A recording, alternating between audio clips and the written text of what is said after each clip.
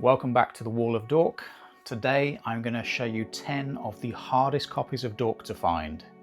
If they're not on this list, well, it's because I couldn't find them. So I guess it's 10 of the rarest copies of Dork that I own, which is still good. Okay, this is not a top 10 list of my favourite covers or the most expensive covers.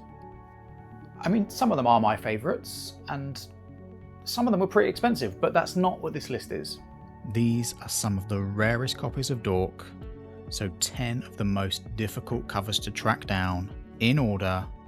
Well, mostly in order.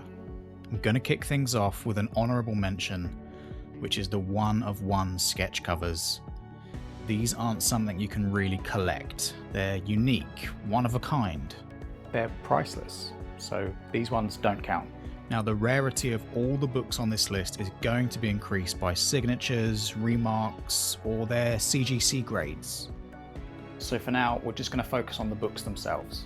Okay, let's start with the number 10 on the list. This is the Trish Forstner 8-bit homage variant for Dork number 1, dropped exclusively by Bird City Comics.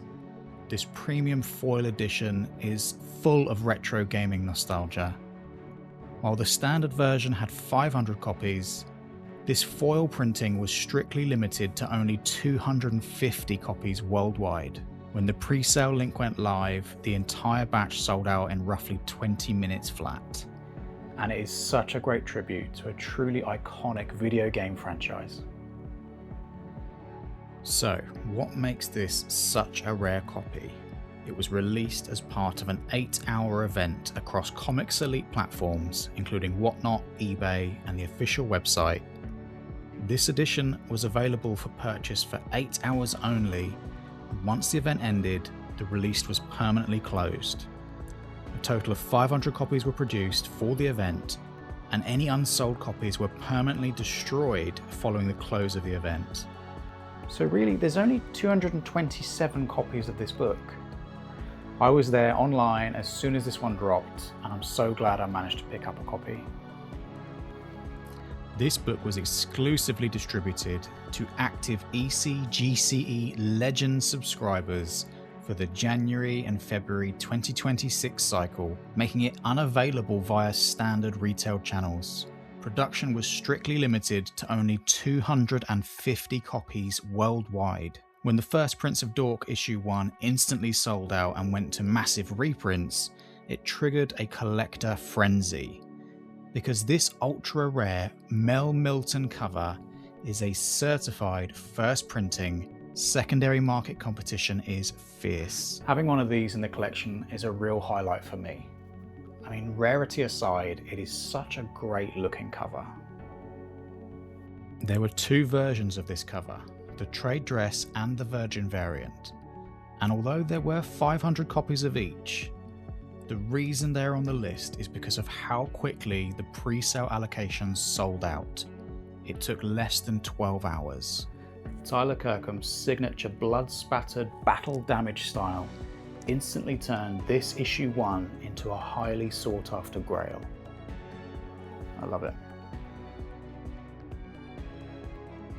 While the standard Federico Sabatini variant had a larger print run of 666, this black and white version was intended to have a run of 333. However, a critical printing error discovered during shipping forced Beachside Hobbies to halt all sales and cap the final circulation at exactly 105 copies, which had already been sold during their initial live streams. Because remaining copies were withheld, this certified print error stands as an incredibly rare copy for collectors hunting the complete set. I'm just happy that they allowed the 105 copies to be sold, and that the run wasn't completely destroyed. What makes these books so hard to come by is that they are a part of Top Shelf's mystery blind bags. You could honestly swap this one out with any of the Top Shelf Ito covers in terms of rarity. Print runs are also capped at just 200 copies, which makes for a perfect storm of rarity. Top Shelf sell these books on their Whatnot streams. They open up the mystery packs live, so you get to see exactly what it is you're bidding on. Now they tend to start the bidding at just $1, meaning that the buyers get to assign the value of these books themselves. And as you can probably tell by just looking at the artwork, that value tends to be very high, and rightly so. Next up are some real heavy hitters. These are the ultra rare retailer incentives for issue number 1. First up is the Ryan Ottley 1 in 25 incentive. To get just one copy of this book, a comic shop had to order 25 standard copies of issue number 1.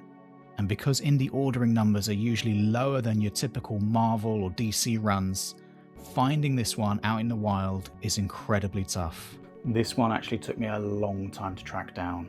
It was one of the first real grail books that I added to the collection. And then we have the Ryan Stegman 1 in 50 incentive.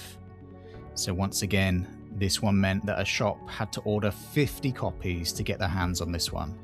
Both of these incentives are absolute ghost books today, because so few shops ordered enough volume to unlock them. Honestly, I'm so glad I jumped on this as early as I did.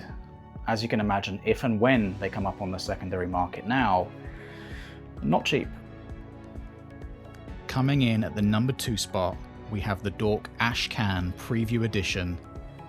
This was published by Brett Bean's studio, Drawn to It Studios, and it is the premier underground piece of collection history for this series. Released in October 2025, ahead of the official Image Comics launch, this incredibly rare preview edition was released to drum up buzz at major conventions like New York Comic Con. Because the series went on to become a major aftermarket sensation, this original Ashcan has evolved into a grail item for collectors. Brett Bean also gave these away for free on his website with certain orders. Probably not a great thing to hear if you're currently trying to find one on eBay. But I also think that acts as a real reward for the early adopters of the series, the people that had faith in it right from the beginning. And finally, one of the hardest books to find right now is actually the one that started it all. At first glance, it shouldn't be rare. It's the standard cover. But that's exactly why it's so difficult to track down today. When Dork launched, nobody knew it was going to be such a hit. Shops ordered cautiously, readers bought copies to read, and the first printing quickly sold out. Multiple reprints followed, but there's only one true first printing, Cover A. The problem that collectors have now is that Cover A wasn't treated as a collectible when it came out. People bought it to read it. They read it, they shared it, they enjoyed it. So if you want a genuine first print Cover A in high grade today, you're competing with collectors chasing the book that started it all. And there aren't as many clean copies out there as you'd think. At the time of recording, there are only 609 CGC 9.8 Blue Label copies, and just 165 CGC 9.8 Signature Series copies. Think about that for a second. This is the first appearance of Dork, the one that launched the entire series, and there are only a handful of high-grade signed copies out there. That's what makes this book so special. It isn't rare because it was an exclusive or because of a limited print run. It's rare because it's the book everyone wanted, the one that started it all. Without this book, there is no Wall of Dork. And there it is, the 10 rarest copies of Dork that I own, anyway. I hope you've enjoyed it, and if you want to see more Dork videos like this, hit subscribe, and let's keep building this wall.